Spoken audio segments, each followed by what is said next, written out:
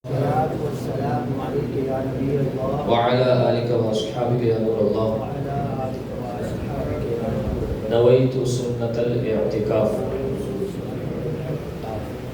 Nabi Kareem sallallahu alayhi wa sallam stated, whoever recites one salat upon me, Allah Azza wa Jal descends 10 mercies upon him, forgives his 10 sins and elevates his 10 ranks. Sallu ala al-Habib sallallahu ta'ala ala Muhammad sallallahu alayhi wa sallam. Alhamdulillah, first of all, Ramadan Mubarak to everybody. Alhamdulillah, we have entered the blessed month of Ramadan. And Ramadan, as we all know, it has been mentioned in the Holy Quran as the month of the Quran, meaning the month in which Quran was descended. So it has a special connection with the Quran. So Alhamdulillah, Dawat Islami has taken the initiative to explain those ayahs which start with Ya Ayyuhan Nas, which means, O people. O people, that those particular ayahs are generally a message to humanity. Now inshallah, from today itself, we will be starting the tafsir, the explanation and the key facts which are mentioned in those ayahs. There are 21 ayahs altogether in the Holy Quran which start with Ya Ayyuhan Nas. Either start with Ya Ayyuhan Nas or in between there is Ya Ayyuhan Nas. And there are 87 ayahs which start with Ya Ayyuhal Ladina Amanu. Ya Ayyuhal Ladina Amanu. How many ayahs? How many ayahs? 87 start with Ya Ayyuhal Ladina Amanu. Come on, reply. Ya Ayyuhal Ladina Amanu. And Ya Ayyuhan Nas, how many times? 21 times. So obviously Ramadan is only for 28 or 29 days. We can't cover those 87 ayahs. It will become a bit difficult. So inshallah we'll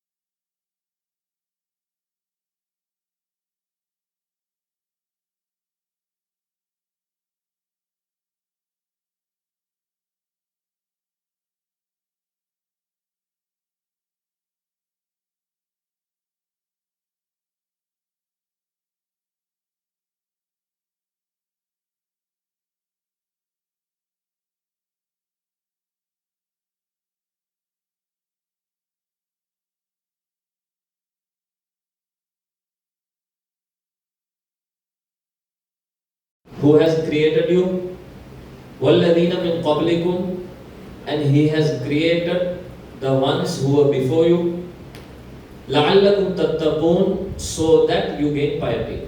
Now here, there are many things mentioned. One by one, inshallah, we'll go to the key points.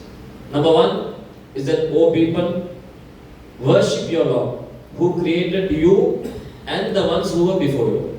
Remember one thing, in the Quran, the method of the Quran, we should try to understand. What is that? That Allah Azza wa Jalla is ordering to worship with the proof of Him being the Lord.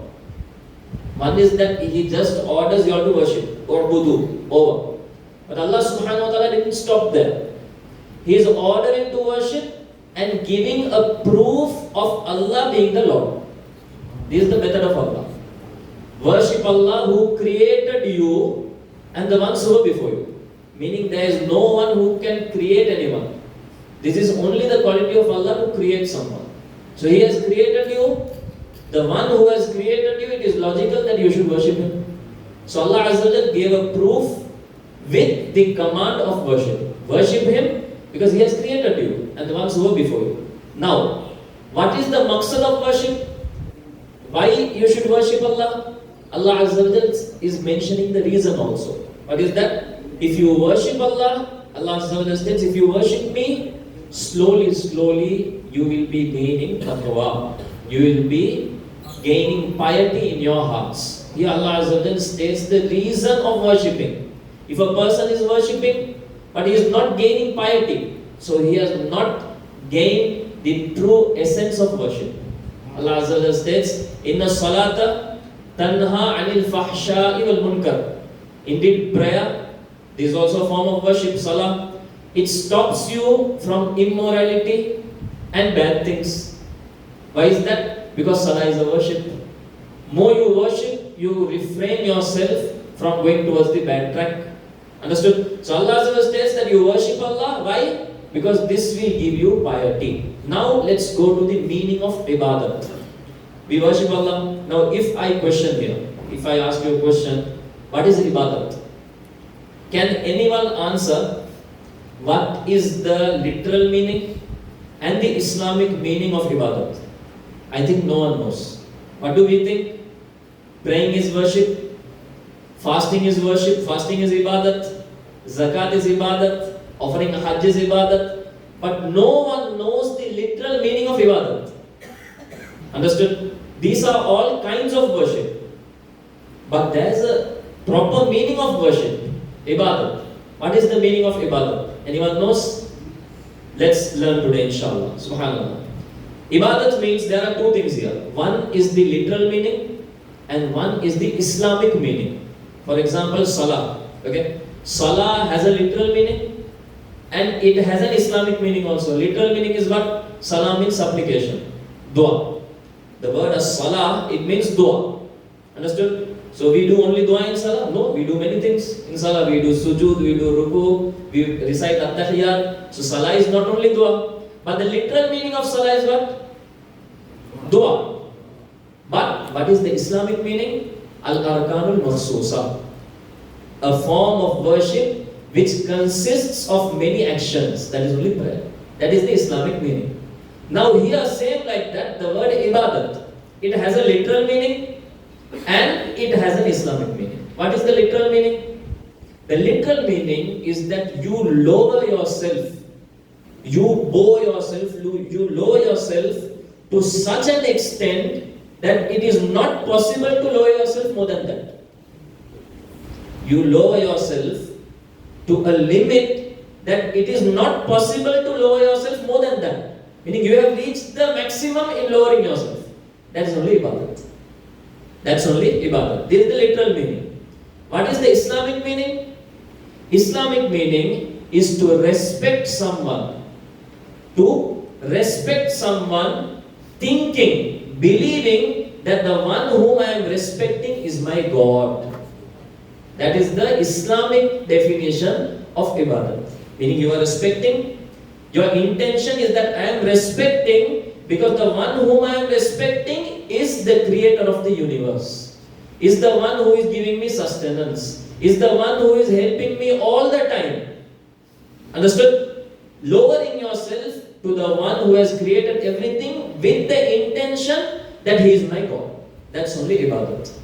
Understood? So if someone asks you that what is ibadat, the simple answer is to respect someone thinking that he is my Lord. That's the definition of ibadat. Now you will understand what is ibadat. While we pray, we do ruku, we stand for qiyam. What is the intention?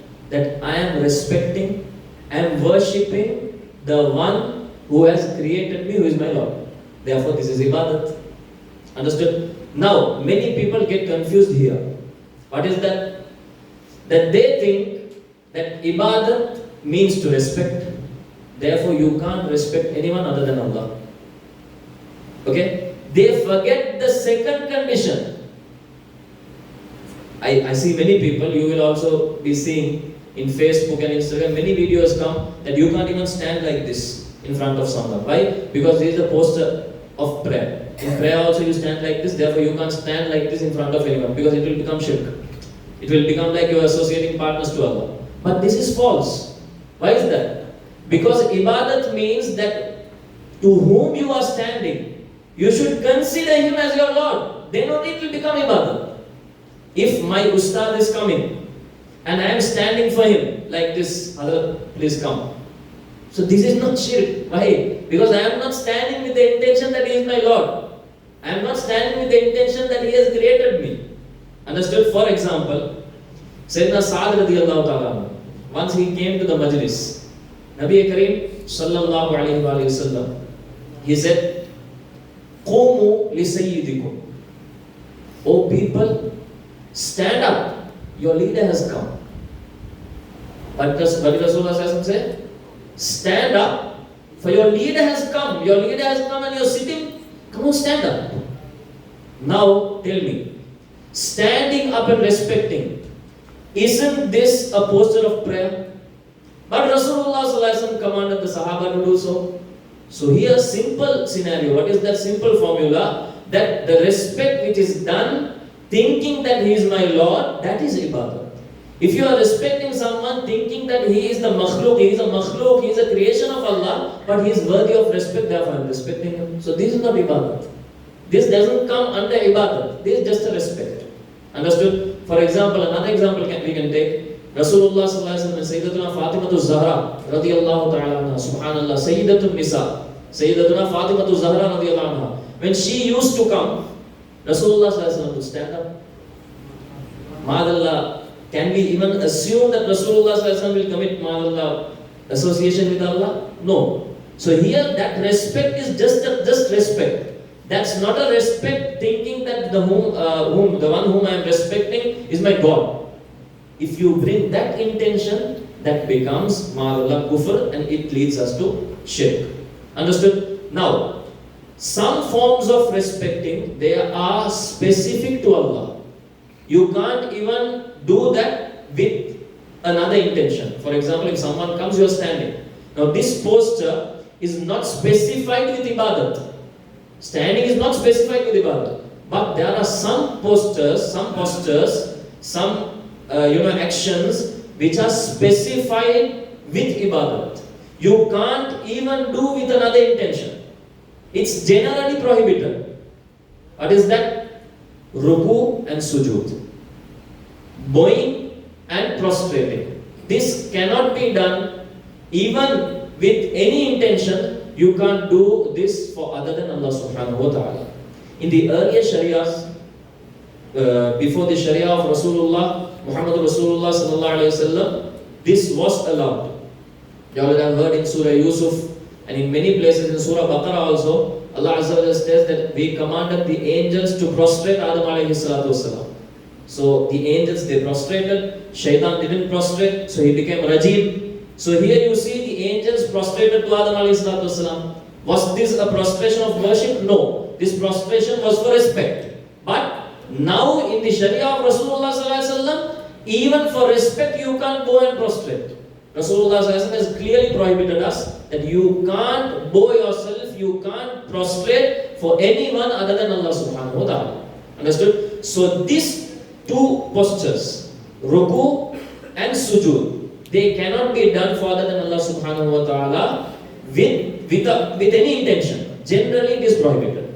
Understood? If it is only bowing and prostrating, if you are going to just kiss the hand or to take something, so this is not bowing, this is for another reason. This is permissible, but only bowing like this, like you see in Japan and China, when someone comes, they bow for respect.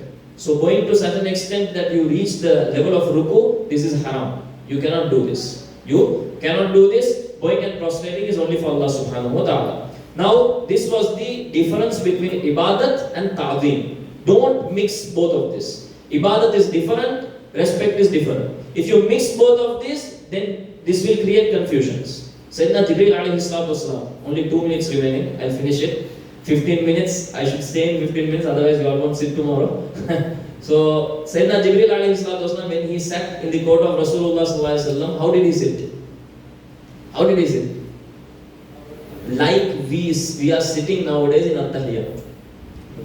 So if someone says that that is the posture of worship, then why did Jibreel alayhi salatu wasalam sit in front of Rasulullah sallallahu alaihi wasallam like that? So that the intention was not ibadah. Jibreel alayhi salam's intention was not ibadah. That was just a form of respect. So if the niyat is not ibadah, then it is permissible. If the niyat is ibadah, then it goes to kufr and shirk. Then Allah Azza wa Jalla states that you worship Allah subhanahu wa ta'ala. He is the one who descends rain upon you, and He is the one who has made earth a place of comfort for you. And Allah Azza wa Jalla states, وَالسَّمَاءَ بِنَاءً, and Allah Azza wa Jalla has made the skies canopy for you. Then Allah Azza wa Jalla states, فَأَخْرَجَ بِهِ مِنَ الثَّمَرَاتِ, when Allah Azza wa Jalla descends the rain, Allah subhanahu wa ta'ala gives your fruits. Allah Azza wa Jalla gives sustenance. رِزْقًا لَكُمْ فَلَا تَجْعَلُوا لِلَّهِ أَنْدَادًا وَأَنْتُمْ تَعْلَمُونَ. Then don't associate partners with Allah, meaning don't worship anyone other than Allah subhanahu wa ta'ala. Then what Allah states, وَأَنْتُمْ تَعْلَمُونَ, while you know everything, while you know that Allah Azza wa Jalla has created you, while you know that He is the one Lord who is giving everything, then why are you worshipping other than Allah? When everything is given by Allah, then He is the one who is worthy of worship. Allah Azza wa Jalla states it in Surah Baqarah. Now tomorrow, from the same surah, we will be learning another ayah. Subhanallah. Tomorrow, inshallah, the ayah will be visible. It will be more comfortable for you, inshallah al-kareem. So intend, inshallah, every day we will be joining this majlis, inshallah. I want the intentions. Inshallah. Okay. Yeah. Inshallah, bring others as well, inshallah. This is the month of Quran. The Quran was descended in this month. We do only tamam. With the tamam, inshallah, we will try to understand something. We will try to learn something. Quran has not come to us only to do tamam. It has mainly, the purpose of the Quran is to guide us, is to take the hidayat from it. Inshallah, we will learn these 21 ayahs, bring others as well. All youngsters here, invite your friends, inshallah al-kareem. They will come, learn something, inshallah al-kareem. They will also become perfect Muslims, inshallah. So you will also get the reward of that. May Allah Azza wa Jal grant us the opportunity to act upon what we heard. Sallallahu ala khayr khalqihi Muhammad wa alihi wa ashabihi ajma'in bi rahmatika ya arhamar rahimin. Sallallahu ala